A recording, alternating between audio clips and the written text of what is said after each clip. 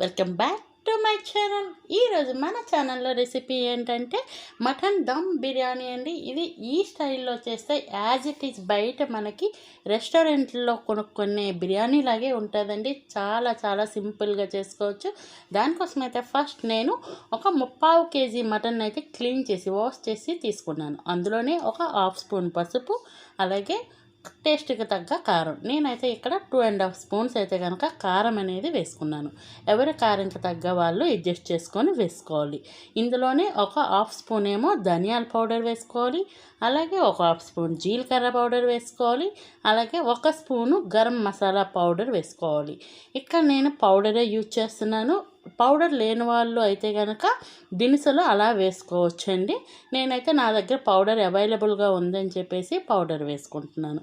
ఇవన్నీ వేసుకున్న తర్వాత ఇందులో టేస్ట్కి తగ్గ ఈ మటన్కి సరిపడా సాల్ట్ అయితే కనుక ఇక్కడ వేసుకోవాలి. సాల్ట్ వేసుకున్నాక సన్నగా తరుక్కున్న పుదీనా, అలాగే సన్నగా తరుక్కున్న కొత్తిమీర, అలాగే ఒక 50 ml కప్పుతో కనుక పెరుగు అనేది యాడ్ చేసుకోవాలి. ఈ పెరుగు కూడా వేసుకున్నాక వీటినన్నింటినీ ఇందులోనే 1 స్పూన్ ఆయిల్ కూడా వేసుకోవాలండి. 1 స్పూన్ ఆయిల్ కూడా వేసేసి అప్పుడు ఒక్కసారి బాగా ఈ మటన్ని మర్దన చేస్తూ మనము కలిపేసుకోవాలి.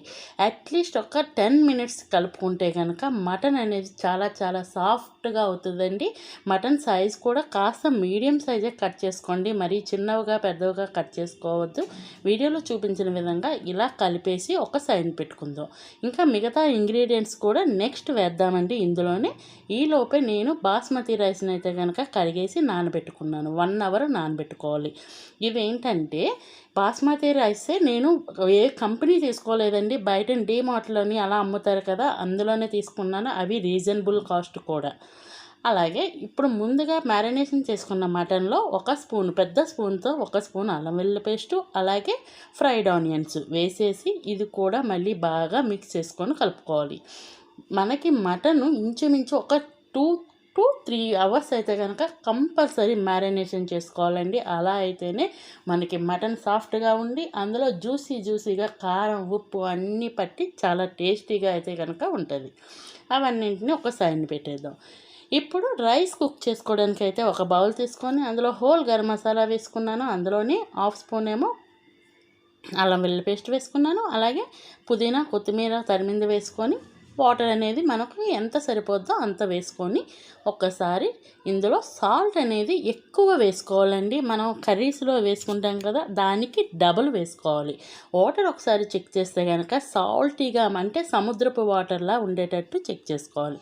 అందులోనే 1 స్పూన్ ఆయిల్ వేసుకోవాలి, అలాగే బిర్యానీ ఆకు అనేది వేసేసి కుక్ చేసుకోవాలి. ఇలా మరుగుతున్న వాటర్లోనే ఒక 50 ml వాటర్ తీసేసి ముందుగా మ్యారినేషన్ చేసుకున్నాం కదా ఆ మటన్లో వేసేసి ఒకసారి బాగా కలిపేసి సైడ్ పెట్టుకుందాం.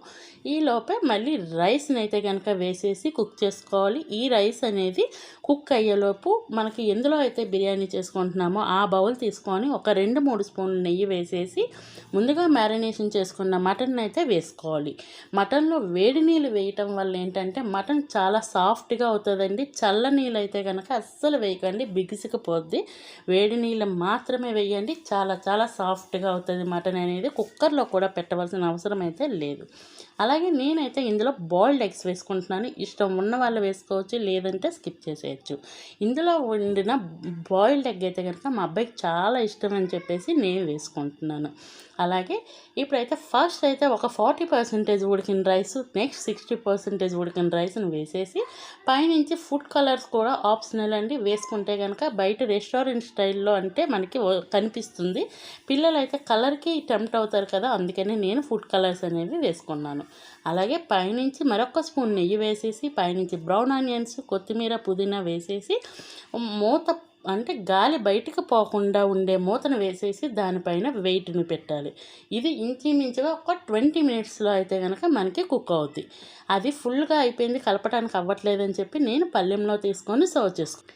మటన్ చూడండి, ఒక చేత్తో కెమెరా పట్టుకున్నాను, ఒక చేత్తో ఇలా తుంచితే కనుక తుంచేటట్టు ఉందండి. అంత సాఫ్ట్గా ఉంది, జ్యూసీగా ఉంది. ఎవరైనా ట్రై చేయలేని వాళ్ళు ఉంటే ట్రై చేయండి. అలాగే మన ఛానల్ని సబ్స్క్రైబ్ చేయండి, లైక్ చేయండి, షేర్ చేయండి. Thank you for watching.